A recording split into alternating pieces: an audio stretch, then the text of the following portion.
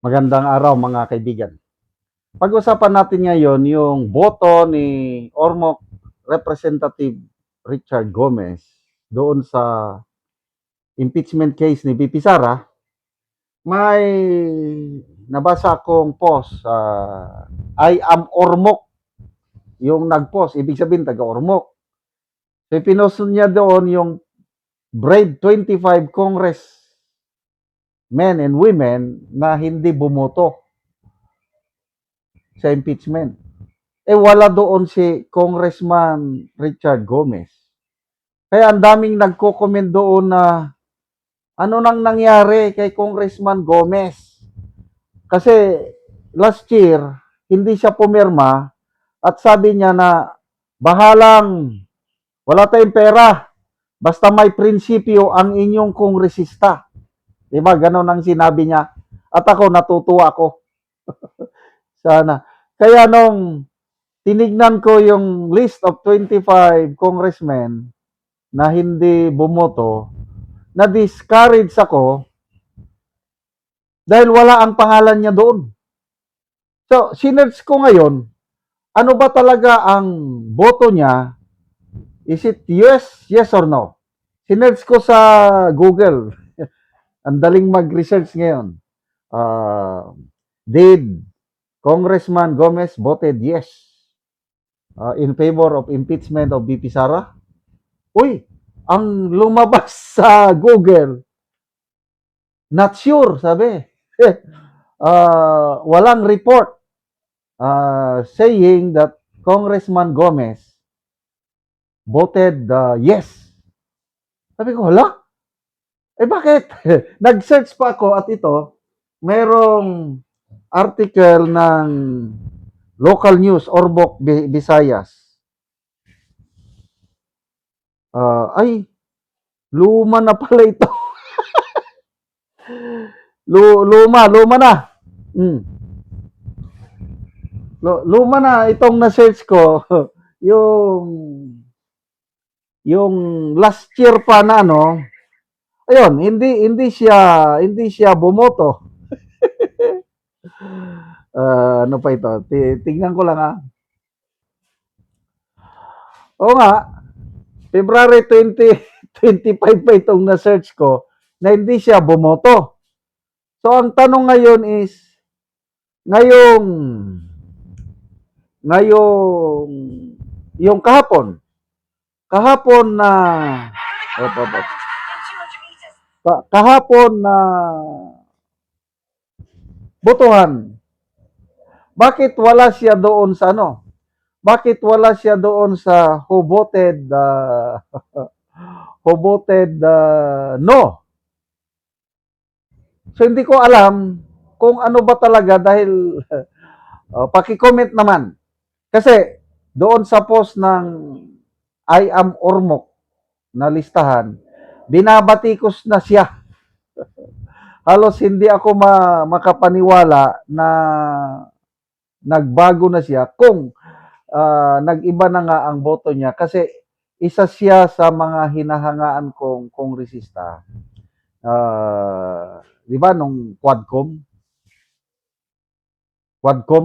isa siya sa mga mangilan-ilang kongresista na dumipensa kay Tatay Digong natin na sinasabi nilang mag-asawa na maganda ang nagawa ng war on drugs ni Tatay Digong sa bansa. Tumahimik ang Ormoc dahil sa war on pulburo ni Tatay Digong. Tapos hindi siya pumirma sa impeachment ni VP Sara last time. So ito, sa post ng I am Ormoc, binabatikos na siya. Jane Akot. Agoy! Nag-yes gyud di ay si Congressman Richard. Jane Longara, in short, nag-yes yung congressman sa Ormoc, money. Bags Ortega, na wala lagkalit ang iya giingon, nga bahalag walay budget basta naay baruganan. Dapat gipangutanan niya iya katawhan usa for the good of my constituents baya dayon ang i-rason. Ang bilib ko na congressman ay si Congressman Dale Corvera ng Agusan del Norte. Narinig ko yung paliwanag niya sa Kongreso, sa vote niya na no. Sabi niya, I consulted my constituents. Naglibot ako sa aming probinsya at inalam ko ang kanilang sentimento at halos lahat sila ayaw na ma-impeach si VP Sara. Kaya nakinig lang ako sa kanilang kagustuhan because I am their representative. So I voted no to this impeachment. Yon ang tunay na kongresista. Mabuhay ka, Congressman Dale Corvera. And, of course, yung 25. Lahat yan. Tinatawag ko na sila ngayon nga Brave 25. Oh, ito kay Congressman Gomez. Ano na nga bang nangyari? Oh, Fernandez Sisi. Paldo ang ormok. Punta manghatag og isang sako nga bugas. Kay dako bayag kwarta para sa yes vote. Okay lang, yes ka, di naman bitaw mudagan sunod. Parang hindi na daw tatakbo sa susunod. Kaya nag-yes na lang. Ganon ba yun? Ay nako. Oh, ano pa? Roel Roquel, Balimbing. I mean, si Richard Goma, Balimbing. Di kahibungan, nag-yes si Congressman kay para mahilom ang iyahasad flood control issue. O nga no, lumabas last year, mga palpak na flood control projects niya. Talagang lumabas, nilabas ng mga local media. O kaya mula noon, tumahimik na siya eh. Wala talaga. Ding fe, agay ko.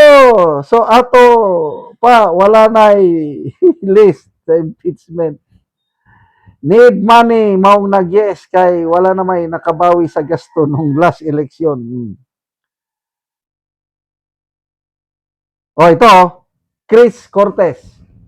Kong Gomez, asa naman imo giingon na bahala og walay budget karon na unsa naman ni. So, dahil wala siya sa 25 na listahan o voted no, baka nag-yes ang boto niya. Eh, hindi ko pa nakita kasi yung 257 yes votes kung nandun siya. Basta ni-research ko is walang klaro. Kayo nang paki-comment ko no, ano bang boto ni Congressman Richard Gomez. Salamat mga kaibigan sa inyong pagsubaybay sa channel nito. Nakakatulong kayo ng malaki sa tribong Talandig ng Bukidnon dahil ang income natin sa channel na ito pantulong po sa tribo. Namimigay tayo ng libreng yero at pako para makapagpatayo sila ng mas maayos na tirahan. Panoorin niyo ang video na ito. Karon na anak ko diri sa gipatindog nga balay sa natabangan na og yero. So muna ni ang iyang pag-aatupan karon. Muna ni daan lagi sa lugan.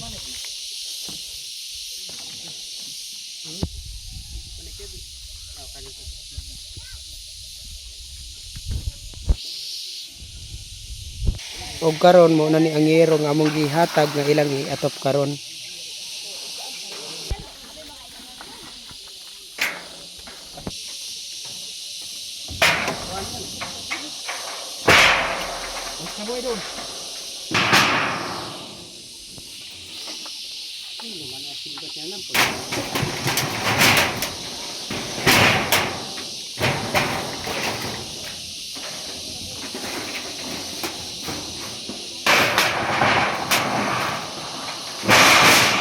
Rangkap.